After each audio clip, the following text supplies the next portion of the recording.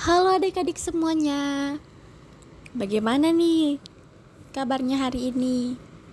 Semoga kita semua diberikan kesehatan selalu ya.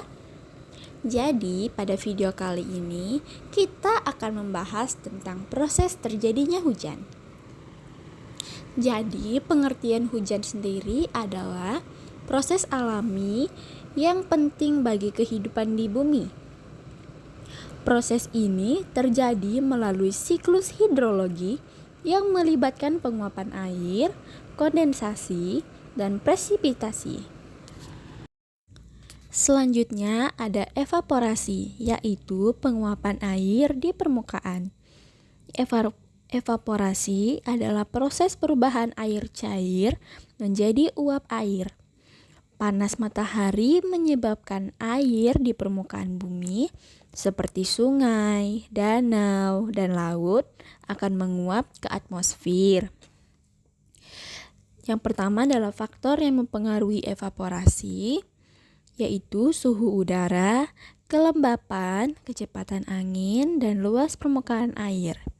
Lalu, proses pentingnya, evaporasi merupakan tahap awal dalam siklus hidrologi yang mentransfer air dari permukaan bumi ke atmosfer.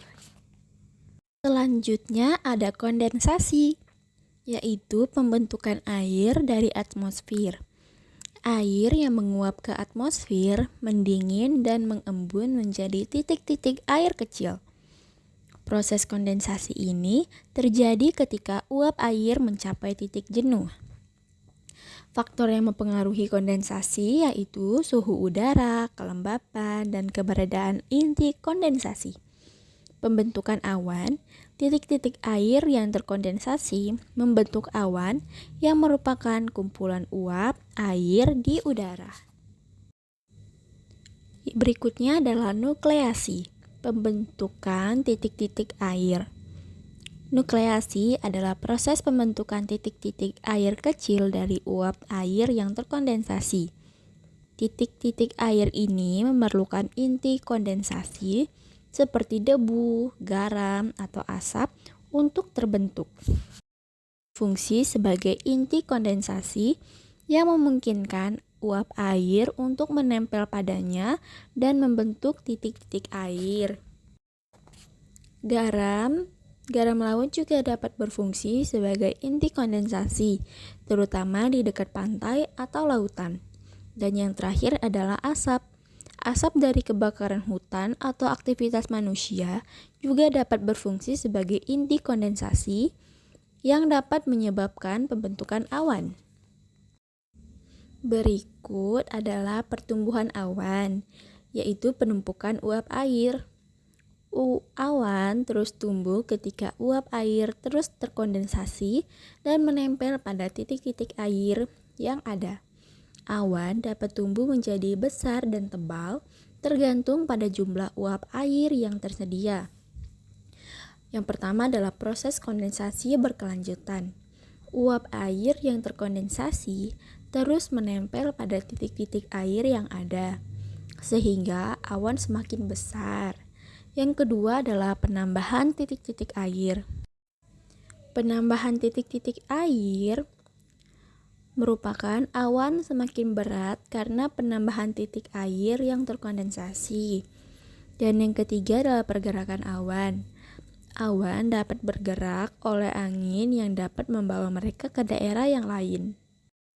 Selanjutnya adalah presipitasi. Jatuhnya tetes air. Ketika titik-titik air di awan menjadi terlalu berat, mereka jatuh ke bumi sebagai presipitasi.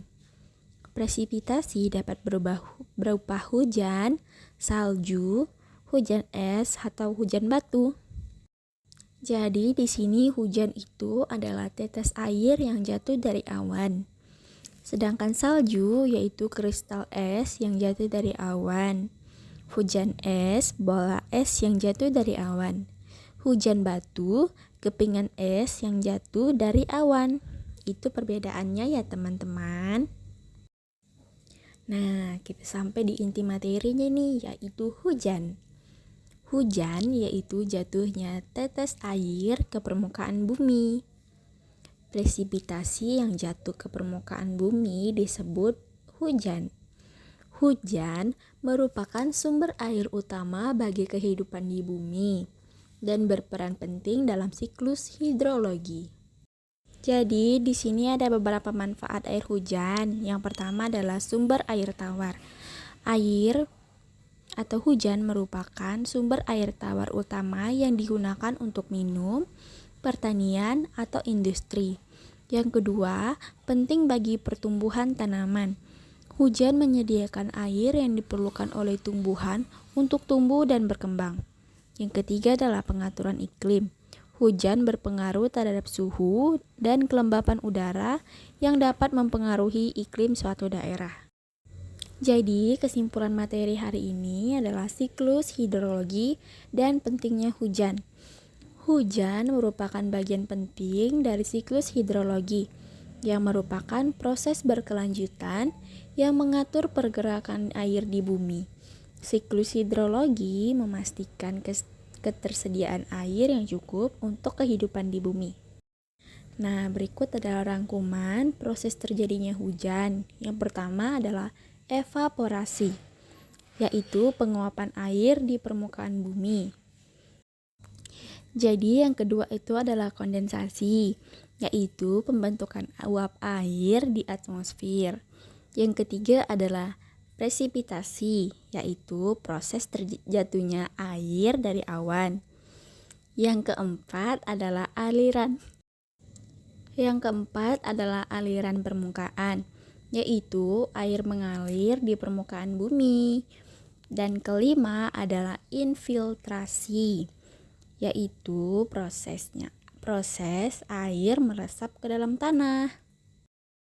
Nah, adik-adik, kita sudah belajar tentang materi proses terjadinya hujan kan?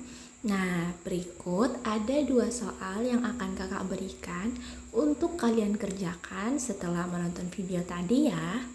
Soal pertama adalah sebutkan 5 tahapan proses terjadinya hujan, dan kedua, jelaskan bagaimana proses jatuhnya air dari awan. Nah, kita tadi kan sudah belajar tentang proses terjadinya hujan. Nah, di akhir pembelajaran, kakak akan membacakan kesimpulan dari materi kita hari ini ya. Jadi, kesimpulannya adalah proses terjadinya hujan adalah siklus yang berulang dan sangat penting bagi kehidupan di bumi.